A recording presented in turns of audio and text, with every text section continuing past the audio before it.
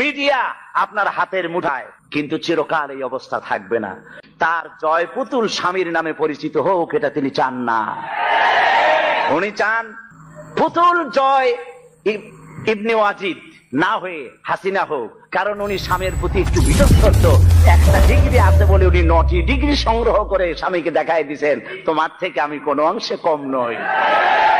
যে মহিলা নিজের স্বামীকে সন্তুষ্ট করতে পারে না, একটা স্বামীর মনোতুষ্টি করতে পারে না, স্বামীকে শ্রদ্ধা জানাতে পারে না, আল্লাহর জান্নাত তার জন্য হারাম। দেশের 12 কোটি মানুষকে তিনি কি সম্মান দিবেন? স্বামীর সম্মান যার কাছে নাই, স্বামীর মর্যাদা যার কাছে নাই। সুতরাং আজকে টেলিভিশনে যতই বক্তৃতা করেন, টেলিভিশন আজকে আপনার মিডিয়া আপনার হাতের মুঠায়, কিন্তু চিরকাল এই অবস্থা থাকবে না। পণ্ডিত জওয়াহরলাল নেহেরু একবার পাগলা গারদে গিয়েছিলেন, কি বলে এটাকে, মেন্টাল হসপিটাল। তো পাগলেরা পণ্ডিত নেহেরুকে দেখছে মাথায় কেষ্টে টুপি, শেরওয়ানি, চশমা জামা, হাতে ছড়ি, দেখতে তো মানানসই সুপুরুষ। পাগলেরা বলছে তুমি কে গো? উনি বলছেন আমাকে চেনো নাই, আমি হচ্ছি ভারতের প্রধানমন্ত্রী পণ্ডিত জওয়াহরলাল নেহেরু। পাগলরা বলছে ও এই কথা। আমরা যখন এই পাগলা গারদে আসছিলাম, এই তোমার মতো এরকম লম্বা লম্বা কথা আমরাও বলেছি, থাকো কিছুদিন আমাদের সাথে, তোমার মাথাও ঠান্ডা হয়ে যাবে। সুতরাং মাথা তো এখন খুব গরম, যার জন্য গরম গরম কথা বলছেন। ত্রাণ সাহায্য দিতে যায় আর আপনি বলেন ওরা নাটক করে। বিরোধী দলের নেত্রী, দেশ নেত্রী বেগম খালেদা জিয়াকে ত্রাণ সামগ্রী বিতরণ করতে না দিয়ে এলাকার লক্ষ লক্ষ মানুষকে, বনি আদমকে বঞ্চিত করেছেন আপনি। এদেশের বর্ষিয়ান জননেতা যিনি রাজনীতি করেছেন আপনার বাবার সাথে, সেই পিতৃতুল্য মর্যাদা সম্পন্ন নেতা অধ্যাপক গোলাম আজমকে মিরপুরে ত্রাণ সামগ্রী বিতরণ না করতে দিয়ে গোলাম আজমের সাথে বেয়াদবি করেছেন। আপনার এই বেয়াদবির শাস্তি আপনাকে পেতে হবেই হবে।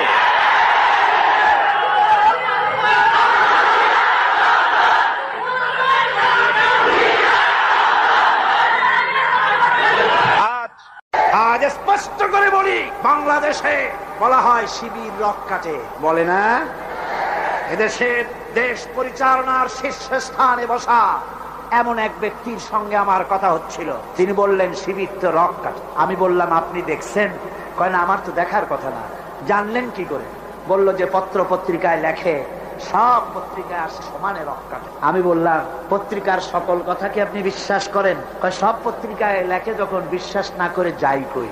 আমি বললাম তাহলে তো পত্রিকায় সব কথাও লেখে বর্তমান সরকার অযোগ্য, অথর্ব, অদক্ষ, দেশ চালাইতে পারে না, এটাও বিশ্বাস করেন? বেচারি আটকে গেল, জবাব দিতে পারলো না।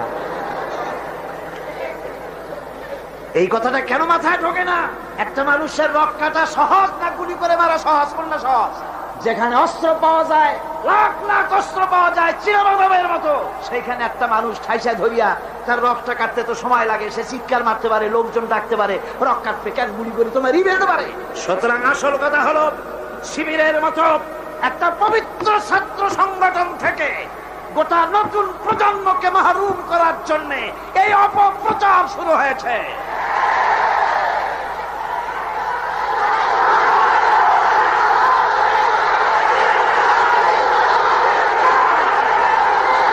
আমার মুসলমান ভাইয়েরা, এজন্য আমি বলতে চাই, আমার ভাইদেরকে বলতে চাই, তোমরা একটুখানি যাদের বিরুদ্ধে লেগেছো, একটুখানি যায়া দেখো রাতের আধারে এই ছেলেগুলি কি করে। ওদের রিপোর্ট দেখো, কোরআন শরীফ কয়বার পড়তে হয় তার রিপোর্টে লিখে দিতে হয়, নামাজ 5 ওয়াক্ত পড়ে কিনা লিখতে হয়। আমি জিজ্ঞেস করি চট্টগ্রামবাসীদের কাছে, শিবির এই চট্টগ্রামের এত বড় বিরাট শহরে কোন দোকানে বাকি খাইয়া পয়সা দেয় নাই? একজন বলুন। কার মেয়ের দিকে খারাপ চোখে তাকায়ছে? মেয়ে হাইজাক করেছে, কাকে গুলি করেছে, কোথায় ডাকাতি করেছে? বরং আপনারা ওরা যখন সভ্যদারি করে একটু খোঁজ নিয়ে, ওরা জানে না, এইরকম খোঁজ নিয়ে দেওয়ালের কাছে গিয়ে কান লাগায় দেখেন কলেজের ভার্সিটির এই ছেলেগুলি, ওরা কোরআন সরাসরি পড়ে নাই, বাংলায় কোরআন হাদিস বুঝেছে, রাত্রি বেলায় কিভাবে আল্লাহর দরবারে কান্দে, কিভাবে তাহাজ্জুদের নামাজ পড়ে, আর কিভাবে ওদের কলিজার, ওদের ভাই 70টি নেতার কর্মী শাহাদাতের নাজরানা আল্লাহর দরবারে পেশ করেছে পর্যন্ত।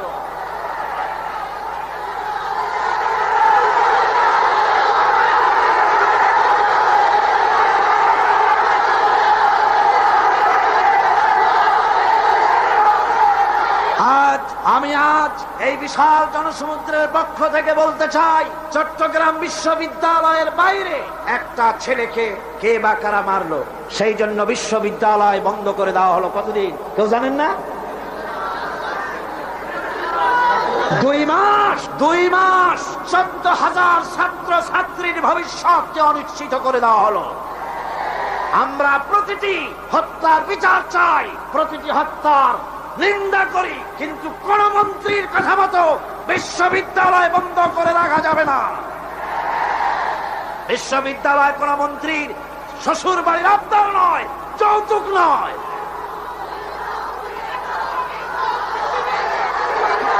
আজ চট্টগ্রামে বিবেক সম্পন্ন লোকদের কাছে আমি আপিল করে গেলাম, বিশ্ববিদ্যালয়কে খুলে দিতে হবে। এই 14,000 ছাত্র ছাত্রীদের ভবিষ্যৎকে জলাঞ্জলি দেওয়া যাবে না। আপনারা একটা কথা শোনেন, পৃথিবীতে দেশ শুধু বাংলাদেশ না, আরো দেশ আছে না? সন্ত্রাসের কারণে ভারতের ইউনিভার্সিটি বন্ধ হয়েছে বছরে কয়দিন, কোন ইউরোপে কয়দিন, আমেরিকায় কয়দিন, বাংলাদেশে বন্ধ হয় কেন? আর কারণ পেঁয়াজ রসুন যেমন এখন ভারত থেকে আমদানি করা লাগে, মুরগির ডিমের থেকে কসমের ডিম আমদানি করা লাগে, সুই থেকে শুরু করে প্লেনের পার্টস পর্যন্ত ভারত থেকে আনা লাগে। বাংলাদেশ এখন ভারতের কলোনি, ভারতের মার্কেট, ঠিক কিনা? সুতরাং পেঁয়াজ রসুন যেমন আমদানি করা লাগে, ডাক্তার, ইঞ্জিনিয়ার, প্রফেসর তাও যেন ভারত থেকে আনা লাগে। এই জন্য কলেজ বিশ্ববিদ্যালয় বন্ধ করে দেওয়া হচ্ছে।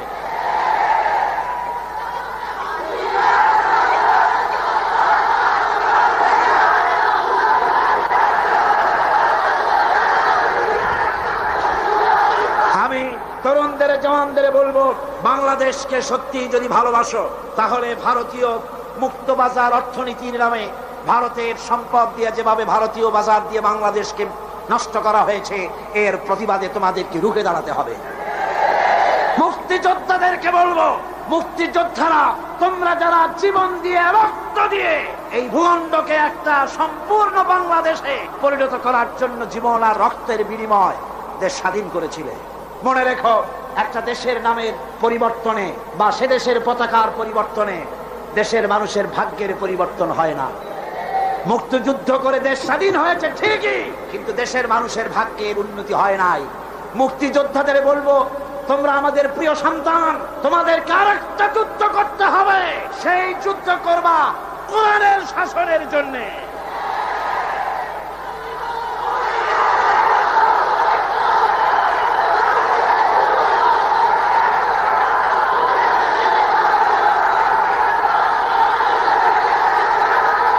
মুক্তিযোদ্ধারা, সমস্ত মুক্তিযোদ্ধাদের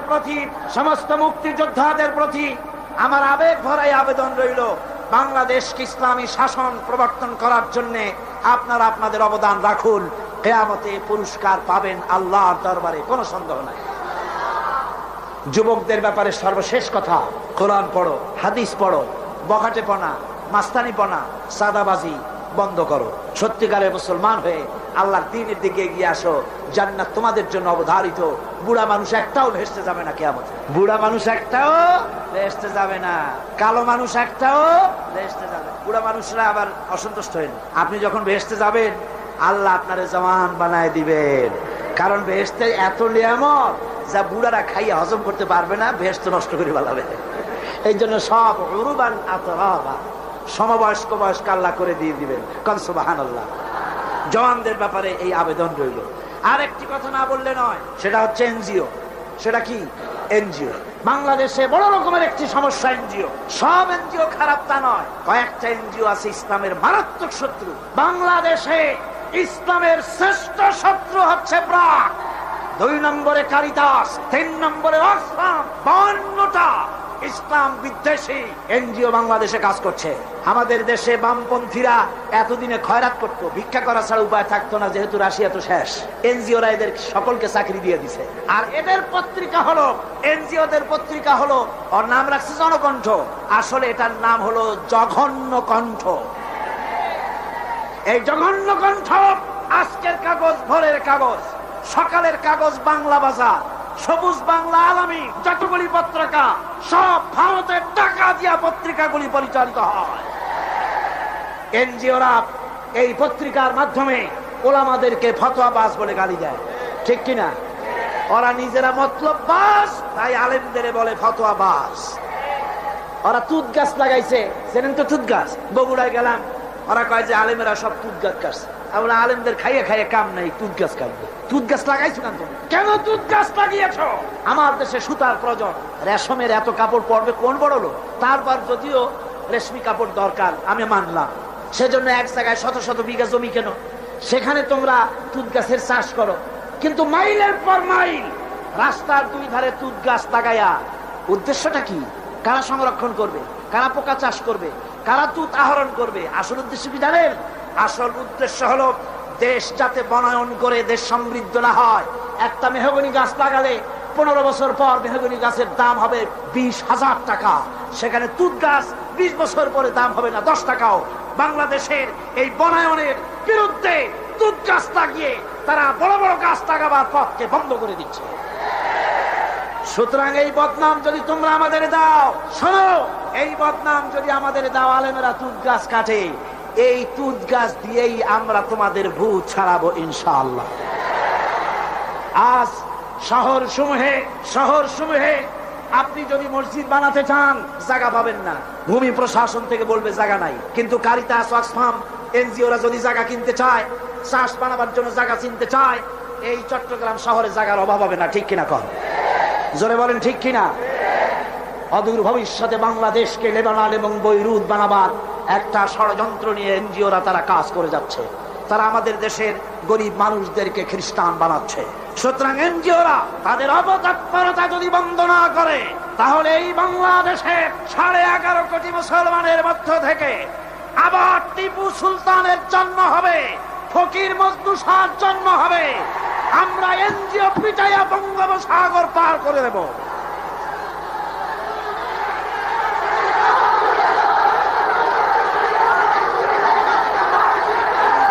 আমার মুসলমান ভাইরা, আমাদের দেশে সব এনজিও খারাপ তা কিন্তু আমি বলি নাই।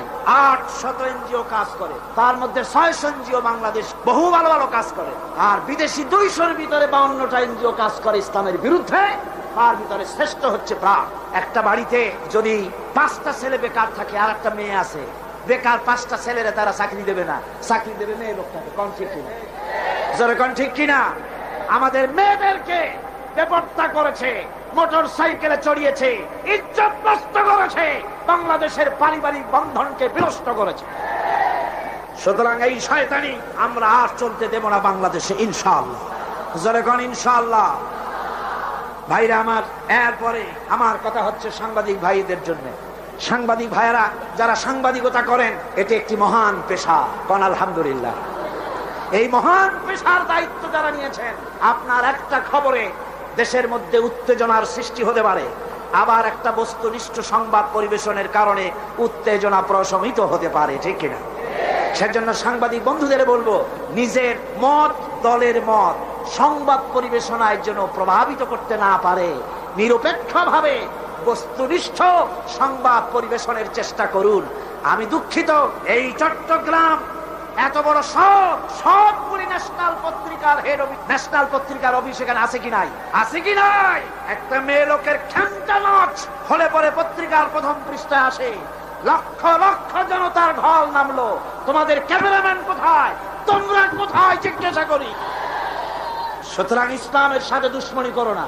সময় একদিন আসবে যেদিন তোমরা নিজেরা এসে অনুমতি চাবা একটু খবর নিয়ে যায়। ইনশাআল্লাহ সময় আসবে, ইনশাআল্লাহ ইনশাআল্লাহ। হুজুর যখন প্রথম উমরা করতে গেলেন, চাবি চাইছিলেন চাবির দ্বার রক্ষকের কাছে, চাবি তো দিলই না, আরো গালাগালি দিয়ে দিল। সাহাবীরা বললেন, হুজুর অর্ডার দেন, ওর কল্লারে নামাই দি। হুজুর কয় না। এরপরে যেদিন ফতে মক্কার দিন, সেই দিন চাবিওয়ালা আসছে, এসে কয়, হুজুর ঘরের মধ্যে ঢুকবেন না, এই নেন চাবি। হুজুর চাবি নিলেন, দরজা খুললেন, ভিতরে ঢুকলেন, মূর্তি ফেলাই দিলেন, নামাজ পড়লেন, বেরিয়ে এসে বললেন, নাও এই চাবি তোমার কাছে থাকবে, কোন জালিম ছাড়া এই চাবি তোমার কাছ থেকে কেউ নিতে পারবে। সুবহানাল্লাহ, এর নাম ইসলাম। আজ পর্যন্ত ওই চাবি সেই বংশের লোকের থাকে। ফাহাদের বাপেরও ক্ষমতা নাই ওই চাবি নেওয়ার, কারণ রাসূল বলেছে জালিম ছাড়া এই চাবি কেউ নেবে না। সুবহানাল্লাহ। আমরা সাংবাদিক ভাইদেরকে সম্মান করি, সেই সম্মানের মূল্য দেবেন। আমরা কথা বলি জাতিকে রক্ষা করার জন্য, দেশের স্বাধীনতার সার্বভৌমত্বকে টিকিয়ে রাখার জন্য। আমরা বাজে গপ্প করি না, আজে বাজে কথা বলি না, আজে বাজে গাল গপ্প বলে সময় নষ্ট করি না। জাতির চরিত্র গঠন, দেশের সার্বভৌমত্ব রক্ষার জন্য চেষ্টা করি। দেশ যদি আক্রান্ত হয় জীবন দেবে এরা, এই যারা বসে আছে, ঠিক কিনা? যারা বলেন ঠিক কিনা? সুতরাং কথাগুলি যথাযোগ্যতার সাথে সাংবাদিক ভাইয়েরা পরিবেশন করুন। আপনাদের জন্য এটাই রইল আমার আবেদন। এরপরে আমি বলবো ওলামা সমাজের ব্যাপারে কথা বলবো। বক্তৃতা শেষ করে নিয়ে আসছি, মুনাজাতের দিকে এগিয়ে যাচ্ছি। ওলামাদের ব্যাপারে বলবো, ওলামা হাজারাত, আপনারা হচ্ছেন দ্বীনের আমানত আপনাদের কাছে। আলহামদুলিল্লাহ, এই মাহফিলে আমি যদি হাত উঁচু করতে বলি, কয়েক হাজার আলেম উস্তাদ এখানে আছে। এমনকি মাহফিলের ভিতরে মঞ্চে জায়গা দেওয়া তো সম্ভব না। আমারে যারা পড়াইতে পারে, আমি যাদের জুতা বহন করার যোগ্যতা রাখি না, এরকম বড় বড় আলেম এই মাহফিলের মধ্যে বসা আছে। কোন সুবহানাল্লাহ, জোরে কোন আলহামদুলিল্লাহ। আমি ওলামাদের খেদমতে আরজ করব, আসুন আমরা এক হই, ন্যাক হই, ঐক্যবদ্ধ ভাবে গোটা জাতিকে সহি রাহনুমাই দেওয়ার তৌফিক আল্লাহ যেন আমাদের দেন। জোরে কোন আমিন।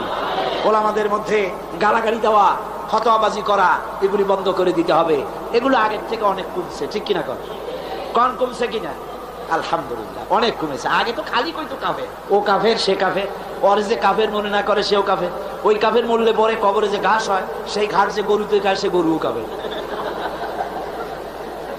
আবার সিলেটে আছে দললিন আর জল্লিন নিয়ে ঝগড়া। হায় রে কপাল, এমন ঝগড়া দললিন আর জল্লিন। কোন কিয়ামতে কি আল্লাহ জিজ্ঞেস করবে যে তুমি দললিন না জল্লিন? কোন জিজ্ঞেস করবে নাকি? একজন পীর সাহেব মার খাইলেন, জম্মের মার খাইলেন, উনি দললিনের পক্ষ, জল্লিন ওলারা পিটাইছে। তারপরে পীর মার খাইলে মুরিদদের অবস্থা কি হয় তা তো বোঝে। পরের দিন হাটবার ছিল, মারামারি লাগে গেল। এ বলে তুমি কি কয়? আমি দললিন। আমি তো জল্লিন। পিটির উপরে দিল বসায়। হাটবারের মার লোকেরা কয়, ভাই তুমি আমার ধামাটা ধরো, আমার কিলটা দিয়ে আসে। একটা শুকনা শুকনা ছেলে, সে বলতেছে, আল্লাহ আমি যেন কেউ, আমি গরিব মানুষ, শুকনা মানুষ, আমি যেন কোনো দলের সামনে পড়ি না, আমার একটু বাড়ি তুমি পুষাই দাও। এই বলে মারামারি সারা বাজারে মায়, দোকানের গলি দিয়ে আসতে বাইর হয়েছে যেন কেউ না দেখে। কিন্তু কপাল খারাপ, দুই দিক দিয়ে দুইজন এসে দুই হাত ধরছে। একজনে বলে, এই বেটা কি বল, আমি কিন্তু দললিন, তুই কি? ওই হাত যে ধরছে সে কয়, আমি কিন্তু দললিন, সাবধান হয়ে কথা বলবি, তুই কি? যুবক ছেলে কয়, ভাই আল্লাহর কসম আমি মোটে নামাজই পড়ি না। তারা দললিন আর জল্লিন কি? সামান্য সামান্য জিনিস নিয়ে ফতোয়াবাজি করার, গালাগালি করার কোনো মানে হয় না। ওলামায়ে কেরামদেরকে আজ এগিয়ে আসতে হবে, নেতৃত্ব হাতে নিতে হবে। বাংলার জনগণ তাকিয়ে আছে ওলামাদের দিকে। কোন আলহামদুলিল্লাহ, জোরে কোন আলহামদুলিল্লাহ। আলেমদেরকে ঐক্যবদ্ধ হওয়ার তৌফিক আল্লাহ দান করুন। তবে একটা ষড়যন্ত্র থেকে আমি জাতিকে হুঁশিয়ার করে দিতে চাই, সেটা হলো অনেক লোক আমাদের দেশে বিদেশ থেকে আসেন, নামের আগে ওলিয়ে কামেল লেখেন, আওলাদে রাসূল লেখেন, হেদায়ে মিল্লাত লেখেন, আমার দেশে নসিহত করতে আসেন, কিন্তু নিজের দেশে বাবরি মসজিদ যখন ভেঙে গেল একটা তু শব্দ করার সাহস হয় না। আদমের বোম্বাই, কর্ণাটক, দিল্লি, মাদ্রাস, আহমেদাবাদ, ক্যালকাটা, আসাম, মুর্শিদাবাদ, হাজার হাজার মুসলমানের রক্তের বন্যা বয়ে যায়। কংগ্রেসের 5 আটা গোলাম বাংলাদেশে ওলিয়ে কামেল হিসাবে আমরা মেনে নিতে পারি না। যদি বাপের ছেলে হও তাহলে ইন্ডিয়ান পার্লামেন্টে দাঁড়ায় বলো, নরপশুরাও, ওটা নরসীমা না, নরপশু। আমরা খুশি হতাম যদি বলতে পারতেন, তোমার এই পার্লামেন্টে জিন্দিগিতে আর একটা মুসলমান আসবে না যতক্ষণ 24 ঘন্টার ভেতরে এই মসজিদ যদি বানায় না দাও বাবরি মসজিদ। বাপের বেটা হও, নিজের দেশে কথা বলো, আমার দেশে অলির অভাব নাই, আলমের অভাব নাই। আজ এই মানুষকে ফাঁকি দেওয়া, প্রতারণা করা বরদাস্ত করা হবে না, বরং টাকা দিয়ে আমার দেশের রাজনীতির ভিতরে তারা নাক গলাতে আসে, ঠিক কিনা? কম যারা বলেন ঠিক কিনা? ইন্ডিয়ার এই ষড়যন্ত্র থেকে গোটা জাতিকে এবং উলামায়ে কেরামকে আমি সচেতন করে দিতে চাই। বন্ধুগণ, আল্লাহ রাব্বুল আলামিন আমাদেরকে তৌফিক দিন, ষড়যন্ত্রের হাত থেকে বেঁচে এই বাংলাদেশকে আল্লাহর কোরআনের রাষ্ট্রে যেন পরিণত করে দিতে পারি, এ তৌফিক যেন আল্লাহ দেন। জোরে কোন আমিন। এখন মোনাজাত হবে, মোনাজাতের জন্য দাঁড়ানো ভাইরা সবাই বসে পড়ো, যত মুসলমান আছেন সব বসে পড়ো, কেউ আর দাঁড়িয়ে থাকবেন না। মোনাজাত কেউ আর দাঁড়িয়ে থাকবেন না। প্রশাসনিক দায়িত্বশীল ব্যক্তিবর্গ যারা আছেন তাদেরকে অনুরোধ করব, ডিসি, এসপি, জজ, ম্যাজিস্ট্রেট, টিএনও এই ধরনের দায়িত্বশীল যারা আছেন তাদেরকে অনুরোধ করব, ইনসাফের উপরে ভিত্তি করে প্রশাসনিক দায়িত্ব পালন করবেন। লক্ষ্য রাখতে হবে, খেয়াল রাখতে হবে, আল্লাহর কাছে আপনাদেরকে একদিন আল্লাহর কাছে জবাবদিহি করতে হবে। কথা ঠিক কিনা? মন্ত্রী হন, প্রেসিডেন্ট হন, প্রশাসনে যারা আছেন হক বিচার করবেন, ন্যায় বিচার করবেন। কোন দলের কথা মতো বিবেককে বিক্রি করবেন না। অনেক সময় আছে, আমি তো জানি অনেকের সঙ্গে মহব্বত আছে, একজন পুলিশ সুপারিনটেন্ডেন্ট, পুলিশ কমিশনার আমার কাছে বলছিলেন, কোন এক জেলার পুলিশ কমিশনার আমাকে বলছিলেন যে কাজটা করলাম বিবেকের বিরুদ্ধে, চাকরি রক্ষা করতে গিয়ে করতে হলো। বললাম, ইমানের বিরুদ্ধে, বিবেকের বিরুদ্ধে যদি চাকরি করতে হয়, এমন চাকরি বাদ দিয়া পানের দোকান দিয়ে খান, তাও আপনার সম্মান বাঁচবে, আল্লাহর কাছে ইজ্জত বাঁচবে। সুতরাং দলের কথা নয়, প্রশাসনিক দায়িত্বশীল ভাইদের বলবো, দলের কথা মতো নয়, আইন মতো, আইনের শাসন প্রতিষ্ঠা করার জন্য বদ্ধপরিকর হন। কারো টেলিফোনে কোন হাইজাকার, কোন লুটেরা, কোন বদমাশ, কোন লুচ্ছা, কোন খুনিকে ছেড়ে দিবেন না। তাতে চাকরি যদি চলে যায়, যেতে পারে, ঠিক কিনা? পুলিশ ভাইদের বলবো, আপনাদের বিরাট দায়িত্ব। পুলিশ ভাইরা, আপনাদের বিরাট দায়িত্ব। যে কোনো গভর্নমেন্ট আসুক, আপনাদের কাজের কোনো অভাব নাই, কষ্টটা আপনাদেরই বেশি হয় সব সময়। আপনারা ঘুষ বিবর্জিত জীবন যাপন করুন, মানুষের প্রতি ইনসাফ করুন। আল্লাহ রাব্বুল আলামিন আপনাদেরকে যারা পাহারা দেয়, আর মিডিয়া, পুলিশ যারা শান্তি শৃঙ্খলা এবং আইন শৃঙ্খলা পরিস্থিতি রক্ষার জন্য যারা পাহারা লাগায়, তাদের সম্পর্কে রাসূল বলেছেন, আল্লাহর নবী বলেন, মুসলিম দেশের সীমান্ত এলাকায় আইন শৃঙ্খলা রক্ষার জন্য যারা পাহারা লাগায় 1টা ঘন্টা, তাহলে সারা রাত লাইলাতুল কদরের হাজর আসওয়াদের সামনে দাঁড়ায়া সারা রাত ইবাদত করলে যত সওয়াব পাওয়া যাবে, 1 ঘন্টা মুসলিম দেশের পাহারা দিলে সেই সওয়াব পাওয়া যায়। আপনাদের চাকরি, আপনাদের ইবাদত, হালাল রুজি খান, ঘুষকে শুকরের মাংসের মতো মনে করুন। হালাল রুজি খাইয়া নামাজ পড়ুন, 5 ওয়াক্ত ডিউটির ভাগে ভাগে 5 ওয়াক্ত নামাজকে আদায় করুন। মানুষের উপরে জুলুম করবেন না। অনেক ট্যাক্সিওয়ালা আছে, খামোখা ট্যাক্সি ট্রাক রাস্তায় ধরিয়া একেবারে অহেতু তার কাছ থেকে 5 টাকা 10 টাকা আদায় না করিয়া ছাড়ি না, বহুত কষ্ট দেয়, ওরা কষ্ট পায়, ওরা বদদোয়া করে। আপনি টাকা পেলেন ঠিক, কিন্তু ট্যাক্সিওয়ালা, রিক্সাওয়ালা বদদোয়া করলো, এই বদদোয়াটা লেগে গেল। আইনে যদি কিছু হয় সেটা ভিন্ন কথা, কিন্তু বেআইনি ভাবে কার উপর অত্যাচার করবেন না। আল্লাহ পাক পুলিশ ভাইদের প্রতি রহম করুন, আর্মি, বিডিআর সকলের প্রতি রহম করুন। সকলের জন্য দোয়া হবে। এখন একটু ঘোষণা আছে, ঘোষণা শুনুন, তারপরে আমরা মোনাজাত করব। লাইলাতুল মেরাজের এই পবিত্র মোনাজাতে সকলে অংশগ্রহণ করবেন, কেউ বাদ যাবে। এখন মোনাজাত, বইপত্রের শেষ কথা। অধ্যাপক মুফিজুর রহমান সাহেব বলেছেন, ইমানের অগ্নি পরীক্ষা, যে ইমানের কথা এতক্ষণ শুনেছেন, গত 4 দিন শুনেছেন, ইমানের অগ্নি পরীক্ষা। কয়েকজনের দাম জিজ্ঞেস করেছেন, এটা যারা সেপেছে ঢাকায়, আমার লেখা ইমানের অগ্নি পরীক্ষা, এটার হাদিয়া যারা সেপেছে তারা রেখেছে মাত্র 35 টাকা করে। ইমানের অগ্নি পরীক্ষা জিকির আজগার সহ এর মধ্যে আছে, যাওয়ার সময় খরিদ করে নিয়ে যাবেন। আল্লাহ পাক সকলকে তৌফিক দিন। মোনাজাতের আগে আসুন আমরা তওবা পড়ি। সবাই পড়েন আউযু বিল্লাহি মিনাশ শাইতানির রাজীম। সব ভাই নামাজের কায়দায় বসেন, নামাজের কায়দায় বসুন, আর কিবলামুখী তো হয়েই আছে।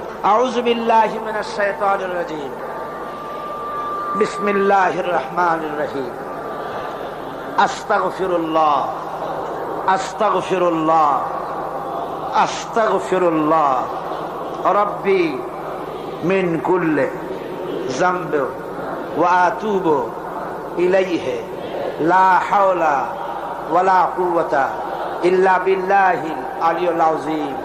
আয় আল্লাহ তাআলা, আমি আর জীবনে কখনো শরীয়তের ওজর ছাড়া ফরজ নামাজ, ফরজ রোজা ছেড়ে দেব না। সবাই বলেন ইয়া আল্লাহ। এই মুহূর্ত থেকে মদ, জুয়া, মিথ্যা, সুদ, ঘুষ, জেনা, অশ্লীলতা, পাপাচার, মিথ্যা, অহংকার, সব রকমের কাবায়ের থেকে তোমার কাছে তওবা করতেছি। তওবা ইয়া রব্বি, তওবা ইয়া রব্বি, তওবা ইয়া আল্লাহ, তওবা ইয়া আল্লাহ, তওবা ইয়া আল্লাহ।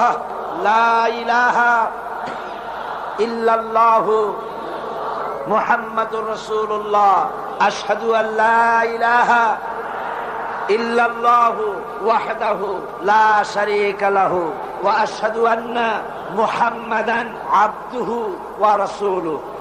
আল্লাহুম্মা আমিন।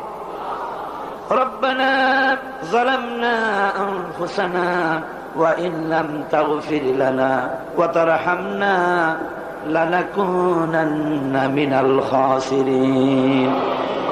ربنا ظلمنا أنفسنا وإن لم تغفر لنا وترحمنا لنكونن من الخاسرين ربنا لا تزغ قلوبنا بعد إذ هديتنا وهب لنا من لدنك رحمة إنك أنت الوهاب।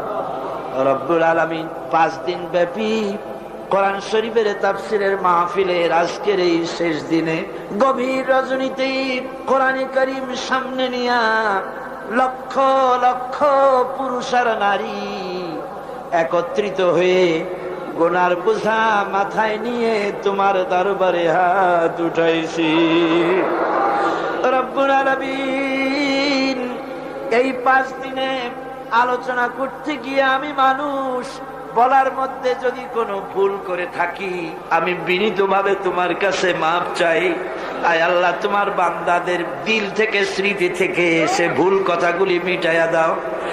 আর হক কথা যা বলেছি আল্লাহ, তেলাওয়াত হয়েছে, দরুদ ও সালাম হয়েছে, আলোচনা হয়েছে, জিকির আজগার হয়েছে, সওয়াবটুকুন জনাবে মুহাম্মদুর রাসূলুল্লাহ সাল্লাল্লাহু আলাইহি ওয়াসাল্লামের রূহ মুবারকে পৌঁছায়া দাও।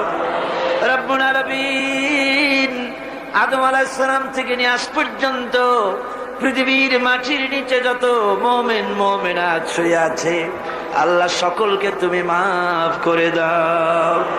রব্বুল আলামিন এই মুহূর্তে মনে পড়ে গেল আমাদের বাপজানের কথা, আম্মাজানের কথা মনে পড়ে গেল। রব্বুল আলামিন আমরা আমাদের জনম দুঃখিনী মা যাদের হারায়া গেছে আল্লাহ, একটা অক্ষর মা আর সারা দুনিয়ার মধু এই একটা অক্ষরের ভিতরে, ওই মা যার বিদায় হয়ে গেছে আল্লাহ কবরটারে বেহেশতের বাগান বানাইয়া দাও। মায়ের বুকে চড়ে মায়ের দুধগুলো চুচে চুচে খেয়ে মাকে কষ্ট দিয়েছে।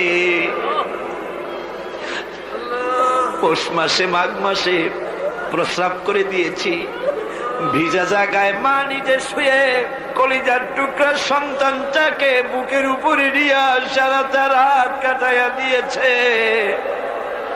নিজে না খায়া ছেলের মুখে খাবার দিয়েছে।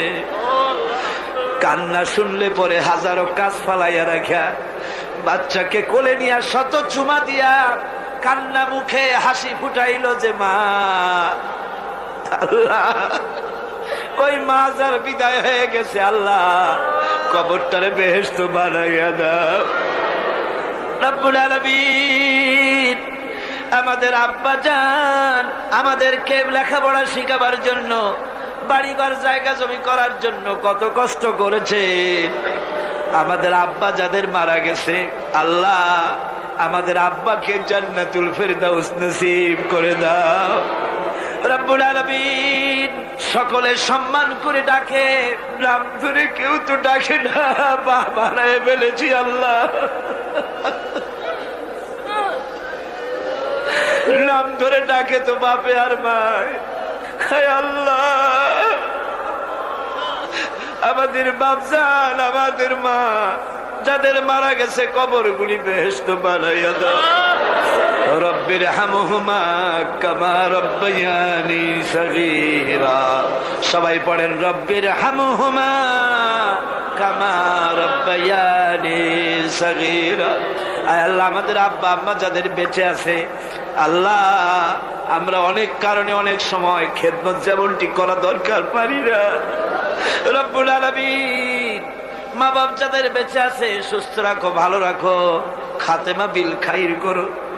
অনেকে মায়ের জন্য দোয়া চেয়েছেন, কারো মায়ের পা ভেঙে গেছে, কারো মার অসুস্থ হয়ে আছে, আল্লাহ সকলের মা যাদের বেঁচে আছে সুস্থ করো, ভালো করো রব্বুল আলামিন। আমাদের দাদা দাদি নানা নানি আত্মীয় স্বজন যারা কবরে শুয়ে আছে, ওদের তুমি যদি শাস্তি দাও তাহলে শাস্তি থেকে বাঁচাবার কেউ নাই, আর যদি তুমি মাফ করে দাও আল্লাহ তাহলে ঠেকাবার মতো কেউ নাই। আল্লাহ তুমি দয়া করে আমাদের মুরব্বিয়ান পীর মুর্শিদ যারা মারা গেছে সকলকে মাফ করে দাও রব্বুল আলামিন। গারাঙ্গিয়ার ছোট হুজুর মারা গেছেন, আল্লাহ আমাকে বড় মোহাব্বত তিনি করতেন, আমিও বড় সম্মান করতাম। আল্লাহ গারাঙ্গিয়ার হুজুরের রুহের পরে সওয়াব পৌঁছায় দাও রব্বুল আলামিন। বাঁশখালীর হুজুরের রুহের পরে সওয়াব পৌঁছায় দাও, তাদেরকে জান্নাতুল ফেরদাউসের মেহমান বানাইয়া দাও রব্বুল আলামিন। আজকে তোমার আওলাদের রাসূলকে দেখে আসলাম, সৈয়দ আব্দুল্লাহ আল বাদারী, চেহারা দেখলে মনে হয় না যে আর দুই একদিনও বাঁচবে। আল্লাহ আওলাদের রাসূল, আমরা তার জন্য দোয়া করি, আল্লাহ তুমি হায়াতে তৈয়বা দাও। চট্টগ্রামবাসীদের জন্য বিরাট নিয়ামত। আয় আল্লাহ আওলাদের রাসূল আব্দুল আহাদ আল মাদানী, আল্লাহ বারবার আমাকে বলতেছিলেন দোয়া করেন যেন ইমানের সাথে মরতে পারি। আল্লাহ তোমার এই আওলাদের রাসূল যখন নিবা কলেমার উপরে নিয়ে নিও আল্লাহ। যতদিন বেঁচে থাকেন তিনি, তুমি দয়া করে তারে সুস্থ রেখে দিও রব্বুল আলামিন। এবার আমরা দুনিয়ার মুসলমানদের জন্য কথা বলি মাবুদ, ওরা আমাদের ভাই। আল্লাহ চেচনিয়ার মুসলমানেরা রাশিয়া কর্তৃক ঘেরাও হয়ে গেছে, ওদের অস্ত্র নাই, ওদের পালাবার জায়গা নাই। আল্লাহ চেচনিয়ার মুসলমানগুলির হেফাজত করো আল্লাহ। বসনিয়ার মুসলমানগুলি হেফাজত করো। মুসলমান মারতে মারতে শেষ করে দিল আল্লাহ, তুমি আমাদের উপরে রাগ করো না। আয় আল্লাহ কাশ্মীরের মুসলমানগুলি ভারতের জালিম সরকার মেরে মেরে শেষ করে দিল, আল্লাহ কাশ্মীরের স্বাধীন বানাইয়া দাও, বসনিয়ারে স্বাধীন বানাইয়া দাও, চেচনিয়ারে স্বাধীন বানাইয়া দাও, আলজেরিয়া স্বাধীন বানাইয়া দাও। সোমালিয়ার মানুষ না খেয়ে মরে গেল, আল্লাহ তাদের খাবার দাও। আল্লাহ আমাদের অনেক দোষ অনেক গুনাহ আছে, স্বীকার করি। আমরা নাফরমান তাও স্বীকার করি, আমরা গুনাহগার তাও স্বীকার করি, কিন্তু আল্লাহ আমাদের তো একটা ভালো পরিচয় আছে বাবু, সে ভালো পরিচয়টার দিকে একটু তাকাও। আমাদের ভালো পরিচয় হলো আমরা তোমার হাবিব মুহাম্মদ সাল্লাল্লাহু আলাইহি সাল্লামের উম্মত। আল্লাহ রব্বুল আলামিন, এবার আমরা নিজেদের কথা বলি। গুনাহ করে করে পিছনের জীবনটাকে নষ্ট করে ফেলেছি, গুনাহ ছাড়া কিছু নাই। লাফারবাড়ি করছি, কোন গুনাহ বাদ আছে যা করি নাই। আয় আল্লাহ কিয়ামতের দিন তুমি যদি জিজ্ঞেস করো যৌবনকাল কেমনে কাটাইছো, জবাব দেওয়ার পথ রাখি নাই। তুমি যদি জিজ্ঞাসা করো টাকা কামাই করেছো কোন পথে, জবাব দেওয়ার পথ রাখি নাই। তুমি যদি জিজ্ঞাসা করো খরচ করেছো কোন পথে, জবাব দেওয়ার পথ রাখি নাই। আল্লাহ গো, তো আমাদের কাছে তোমার যা দেনা ছিল তুমি সব শোধ করছো। আমাদের চোখ দিয়েছো, নাক দিয়েছো, কান দিয়েছো, বিবেক দিয়েছো, বউ দিয়েছো, বাচ্চা দিয়েছো, টাকা দিয়েছো, পয়সা দিয়েছো, যার যোগ্যতা রাখি না তাও দিয়েছো। তোমার দেনা তো তুমি শোধ করে দিয়েছো, কিন্তু বান্দা হিসাবে মনিবের যা পাওনা আছে আমরা তো কিছুই শোধ করতে পারি নাই। আয় আল্লাহ, এই ঋণ শোধ করার একটাই পথ আছে, আল্লাহ আমাদের তুমি মাফ করে দাও। আল্লাহ আল্লাহ আল্লাহ, তুমি একটু তোমার এই চট্টগ্রামের দিকে একটু তাকাও, তোমার আরশ থেকে একটু তাকাও, তোমার আরশ থেকে একটু তাকাও। তোমার বান্দা বান্দিরা কেমনে কান্দে দেখো। আমার ভাইরা মাথা নিচু করে কান্দেন, ভালো করে কাঁদেন, চোখের পানি ফেলার। রাসূলুল্লাহ বলেছেন জাহান্নামের আগুন 7টা দরিয়ার পানিতে নেবে না, চোখের পানিতে নিভে যায়। আল্লাহ জাহান্নামের আগুনে আমরা জ্বলতে পারবো না। আল্লাহ জাহান্নামের আগুন আমাদের জন্য তুমি হারাম করে দাও। রব্বুল আলামিন তুমি তাকাও, আয় আল্লাহ এইভাবে করে যদি মায়ের কাছে দাঁড়াইয়া যদি মা মা বলে কাঁদতাম, এমন নিষ্ঠুর মা কি আছে যে কোলে না নিয়ে পারত? আল্লাহ মায়ের চাইতে লক্ষ গুণে মায়া তোমার বেশি, আমাদের রহমতের কোলে উঠাইয়া নাও। রব্বুল আলামিন এই 5 দিনের তাফসীরের মাহফিলের যারা স্বেচ্ছাসেবক ছিল, রাত দিন খাইয়া না খাইয়া, রাত দিন জেগে জেগে কাজ করতে করতে চেহারাগুলি কালো হয়ে গেছে। আল্লাহ এই স্বেচ্ছাসেবক গুলির জন্য জাহান্নাম হারাম বানাইয়া দিও আল্লাহ। আল্লাহ মৌলানা শামসুদ্দিন, আয় আল্লাহ তুমি তার চোখ নিছো, আমরা চোখ ফেরত চাই, শামসুদ্দিনের চোখ ভিক্ষা চাই। আয় আল্লাহ অধ্যাপক মুফিজ সাহেব, মৌলানা আবু তাহের সাহেব, আহসানুল্লাহ সাহেব, জওয়ান মানুষগুলি ইসলামের কাজ করে করে বুড়ো হয়ে যেতেছে আল্লাহ। শাহজাহান চৌধুরী, এই ধরনের যত আছে, মুমিনুল হক চৌধুরী, আল্লাহ তোমার এই দিনের খাদেম গুলির চেহারার দিকে তাকায় দেখো আল্লাহ। সকলের নাম তো আমার মনে আসে না আল্লাহ, তোমার দিনের খাদেমদের তুমি কবুল করো আল্লাহ। রব্বুল আলামিন লাইলাতুল মেরাজে, মেরাজের রাত্রে বড় আশা করে কোরআন শরীফ সামনে নিয়ে তোমার দরবারে হাত তুলেছি আল্লাহ, তুমি আমাদের খালি হাতে ফিরাইয়া দিও না। যত মা বোন এসেছেন আল্লাহ, মা বোনদেরকে পর্দায় থাকার তৌফিক দাও, ব্যাধি থাকলে মাফ করে দাও, স্বামীর নির্যাতন থাকলে আল্লাহ ভালোবাসায় পরিণত করে দাও, নিঃসন্তানীকে সন্তান দান করে দাও। মা বোন যারা এসেছেন খাদিজার মতো, ফাতেমার মতো বানাইয়া দাও। রব্বুল আলামিন এই বাংলাদেশে কোরআনের শাসন চালু হয়েছে, একটা বারের জন্য দেখার তৌফিক দিয়া দাও। আয় আল্লাহ দুনিয়ার অফিসগুলি যত রাত হতে থাকে অফিসগুলি বন্ধ হয়ে যায়, আর রাত যত বাড়ে তোমারও রহমতের অফিস তত কর্মচঞ্চল হয়। আয় আল্লাহ এখন রাত দুপুর হয়ে এসেছে, তোমার রহমতের দরজাগুলি খোলা হয়ে গেছে আল্লাহ, রহমতের নজর দিয়া তাকাও। আমার ভাইরা মাথা নিচু করিয়া চক্ষু বন্ধ করে কান্দে, যার যা মনে চাওয়ার আছে চান, আমি ছাড়িয়া দিলাম। এবার আপনারা চান, যার যা মনে আছে বলার আছে, দুঃখ আছে, কষ্ট আছে, বলেন আর কাঁদেন।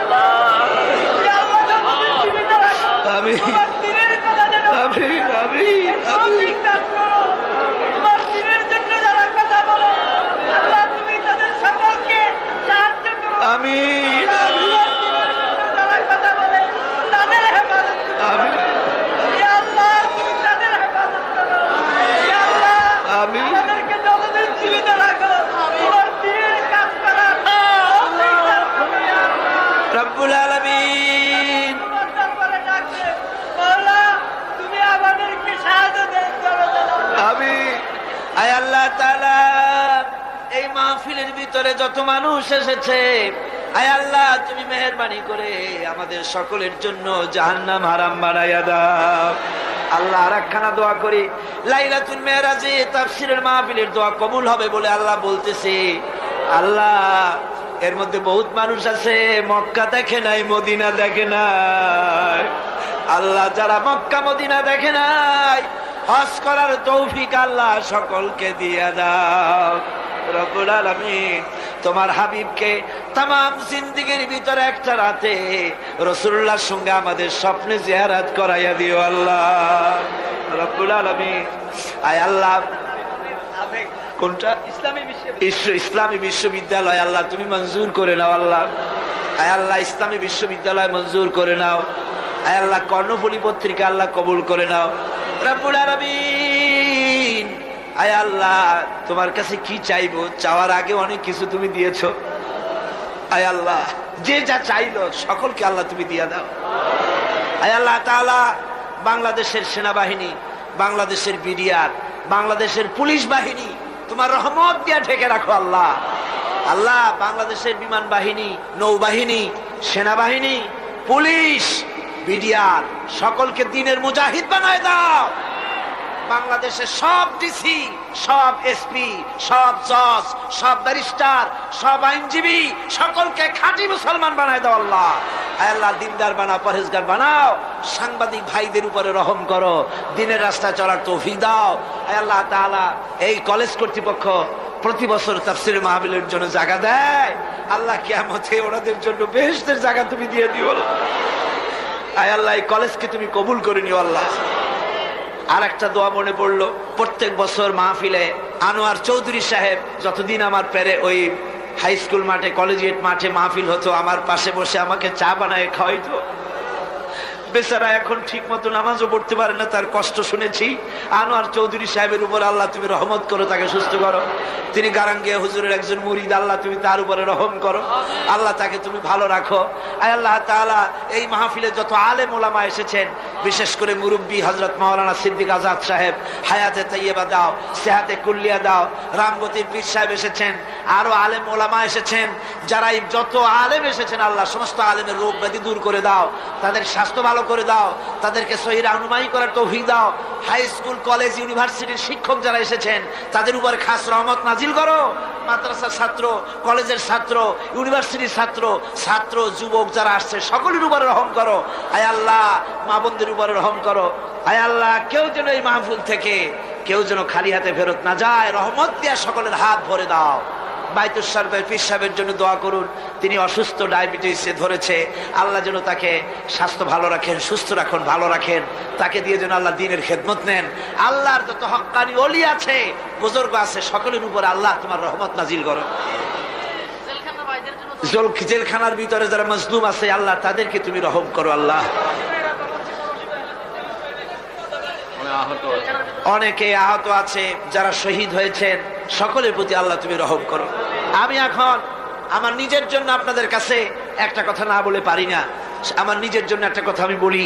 সে কথাটা হলো, বিগত 14-15 বছর পর্যন্ত আমি ডায়াবেটিক পেশেন্ট। এই রোগ হলে পরে নানান রকমের বড় বড় রোগ শরীরে আসে। আমি আপনাদের কাছে দোয়া চাই, কোরআনে কারিমের যে খেদমতটুকুন করার তৌফিক আল্লাহ দিয়েছেন, আমার এই রোগ যেন এই পথে আমার বাধা না দেয়। এই কোরআনের খেদমত যেন মৃত্যু পর্যন্ত করতে পারি। আর আমার মৌত যখন আসবে, আল্লাহ তুমি সাক্ষী, আমার কলিজায় আমার স্ত্রী, আমার ছেলে মেয়ের মহব্বত যত বেশি, তার থেকে বেশি মহব্বত করি আল্লাহ তোমারে, তোমার হাবিবরে, তোমার কোরআনে, তোমার ইসলামকে। আল্লাহ আল্লাহ এই রাস্তায় আমার শাহাদাতের মওত নসিব করে দাও আল্লাহ। আয় আল্লাহ আমার শাহাদাতের মওত নসিব করে দাও আল্লাহ। এই স্কুল, কলেজ, ইউনিভার্সিটিতে শিবিরের ছেলে মেয়েগুলি যে কাজ করে, ওদের বাড়তে বাড়তে শেষ করে দিল আল্লাহ। আল্লাহ শহীদ গুলিকে জান্নাতুল ফেরদাউসে জায়গা দিয়ে দিও। ওদের সাথে যারা শত্রুতা করে আল্লাহ তাদেরকে ওদের বন্ধু বানিয়ে দিও। বাংলাদেশ কোন দিকে যাচ্ছে আমরা বুঝতে পারতেছি না আল্লাহ। বাংলাদেশে একটা শান্তিপূর্ণ সমাধান করে দাও আল্লাহ। আল্লাহ আমাদের সকলের দোয়া কবুল করো, সকলের দোয়া কবুল করো। এবার সকলে আকাশের দিকে দুটি হাত উঁচু করে দেন, আল্লাহরে ডাকেন, আল্লাহরে ডাকেন, কান্দেন বাইরা, কান্দেন। আর কাঁদবেন কবে? আজই তো কান্দার দিন। দুটি হাত আকাশের দিকে তুলে বলেন ইয়া আল্লাহ, বলেন ইয়া আল্লাহ, ইয়া আল্লাহ, ইয়া রহমান, ইয়া রহিম, ইয়া হাইয়্যু, ইয়া কাইয়্যুম, ইয়া আল্লাহ, আল্লাহ, ইয়া আল্লাহ। আমাদের কান্নার আওয়াজ মদিনায় পৌঁছায় দে খোদা।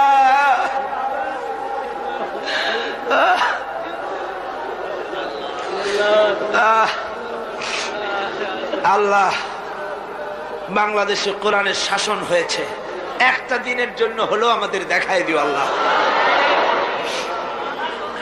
ইসলামের জন্য যারা কাজ করে তাদের উপরে রহম করো। যারা মুসলমান হলো আল্লাহ তাদেরকে খাঁটি মুসলমান বানায় দিও। আল্লাহ, যা চাইতে পারলাম না অন্তরের অবস্থা তুমি বুঝো আল্লাহ।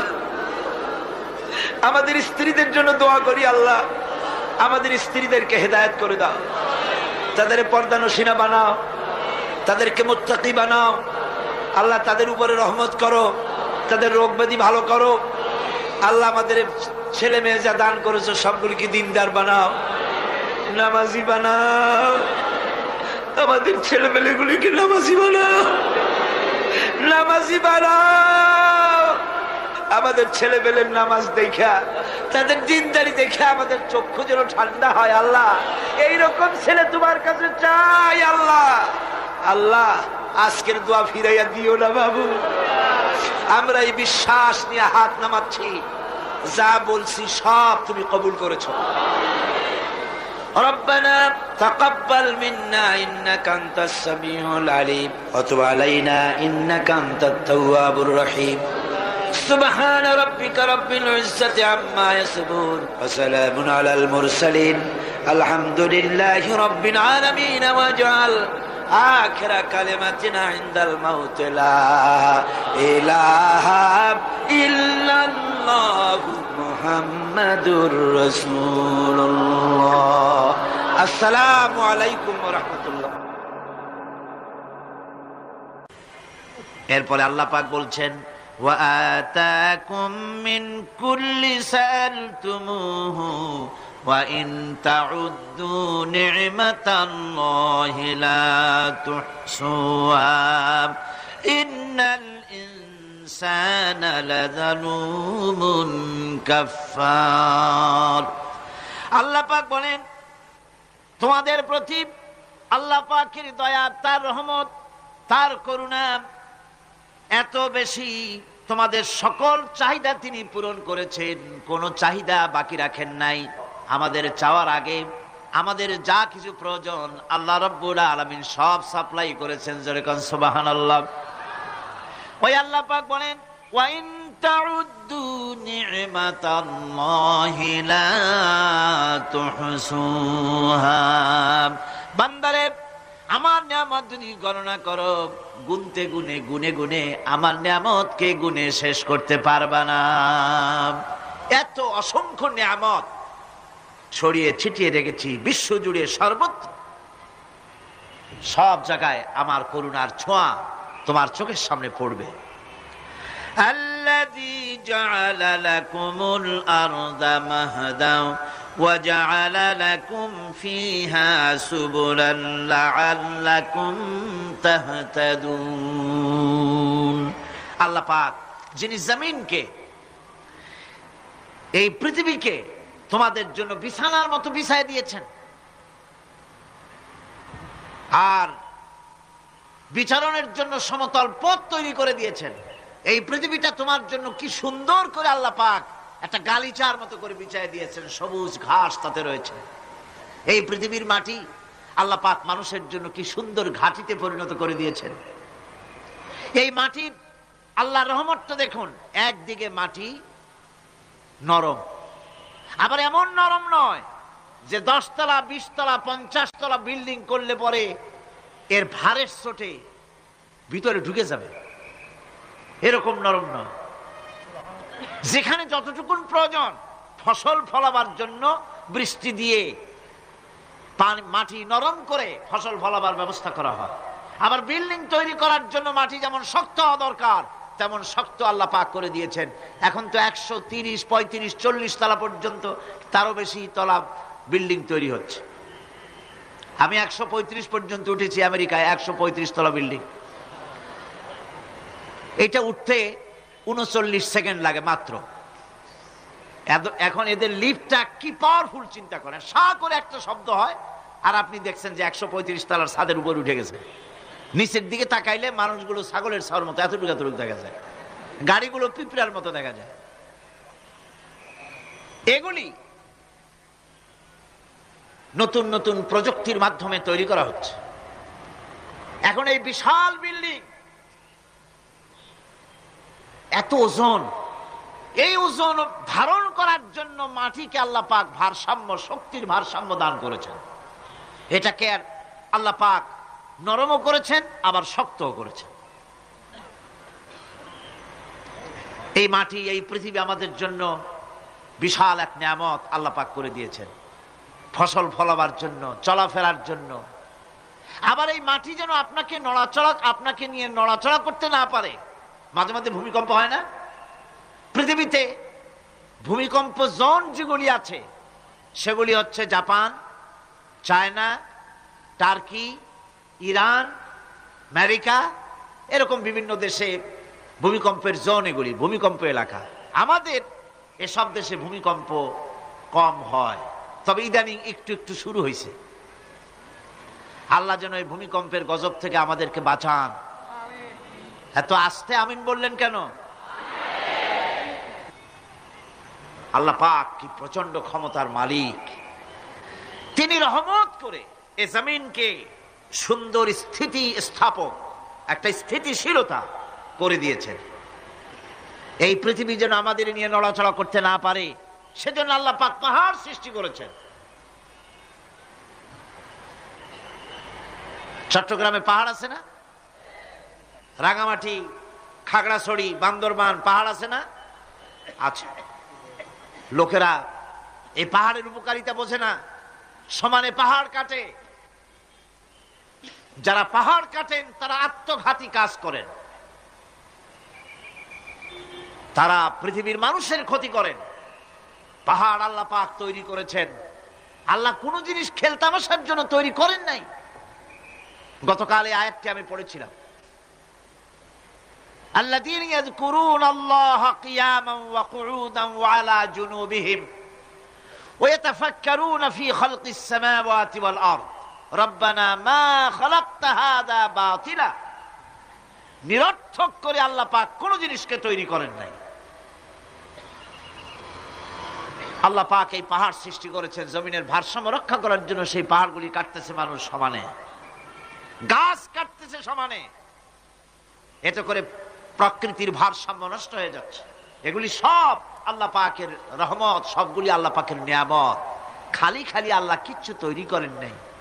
ব্যাংকগুলারে জনমের মতো খাইয়া ব্যাঙের ব্যবসা করে, চীনের কাছে ব্যাংক বিক্রি করে এখন বাংলাদেশ মহাবিপদে পড়েছে। এখন ব্যাংক কোথায় পাওয়া যায় তাই তালাশ করে। কারণ এই ব্যাঙের উপকারিতা আগে জানা ছিল না। এত কীটনাশক ওষুধ ছড়ানো লাগতো না। কীটনাশক ওষুধ ছড়িয়ে জমিনের উর্বরা শক্তির 12টা বাজানো হচ্ছে। আল্লাহ পাক আপন কুদরতে, আপন রহমতে অসংখ্য ব্যাংক তৈরি করে দিচ্ছে, যাতে করে অতিরিক্ত পোকামাকড়গুলি এরা ধরে ধরে খাইয়া ফেলে। আল্লাহ পাকের এগুলি কিভাবে নষ্ট করা হলো। আর এখন কীটনাশক ওষুধ দিয়ে সর্বনাশ করা। আর কীটনাশক ওষুধ আনা হচ্ছে ভারত থেকে, ইন্ডিয়া থেকে। ভারত থেকে কীটনাশক ওষুধ আর সার জানা হচ্ছে, তা দিয়ে বাংলাদেশের মাটির উর্বরা শক্তি আরো নষ্ট হচ্ছে।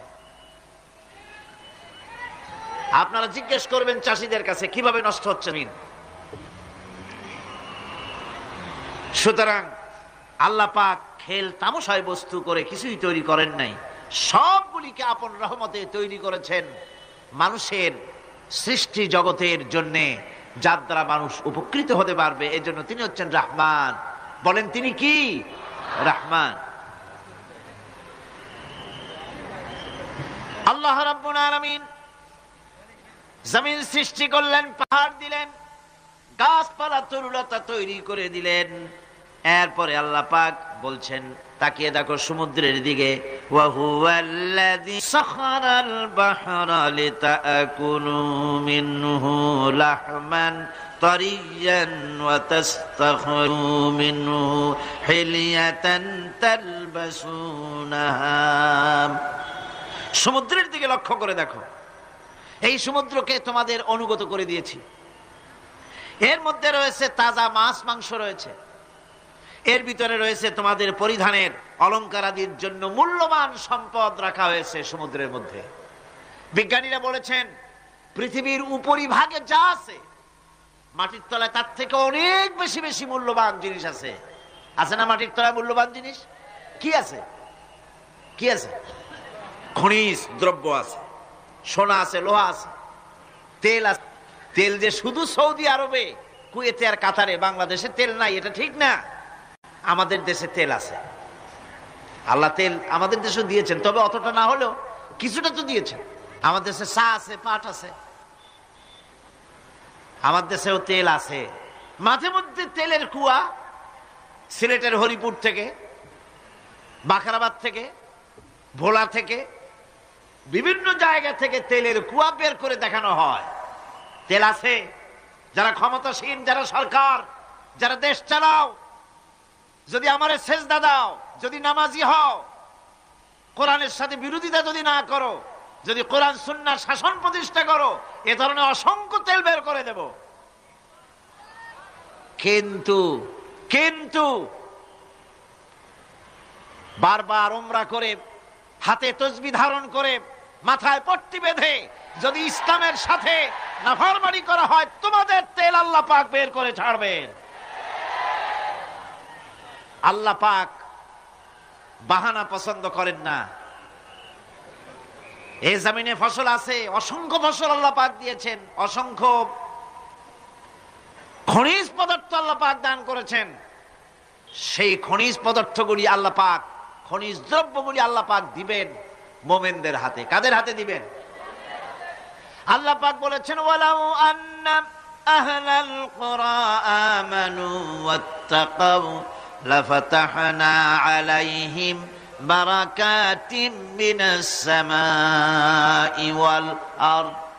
দেশের লোকেরা, জনপদের লোকেরা যদি আমার উপর ঈমান আনে আর আমাকে ভয় করার নীতি যদি অবলম্বন করে চলে, তাহলে ওই দেশের মানুষের জন্য আকাশ আর জমিনের সব বরকতের দরজা আমি আল্লাহ খুলে দেব। নিয়ামতের অভাব নাই, যথেষ্ট নিয়ামত আল্লাহ পাকের আছে। তাহলে বললাম, এই পৃথিবীর উপরিভাগে যত নিয়ামত আছে, পৃথিবীর ভেতরে এর থেকে কম নাই। কত ভিতরে? এই ভিতরে যাওয়ার জন্য একবার একটা চেষ্টা হলো। আমেরিকার ওকলাহামা সিটি, এটি একটি স্টেট। এই স্টেটের পাশে একটা জায়গা বেছে নেওয়া হলো, যে পৃথিবী, তাদের ধারণা ছিল যে মাটি খুঁড়তে খুঁড়তে এর পৃথিবীর অপর পৃষ্ঠে যাওয়ার জন্য একটা আন্ডারগ্রাউন্ড রাস্তা করা যায় নাকি।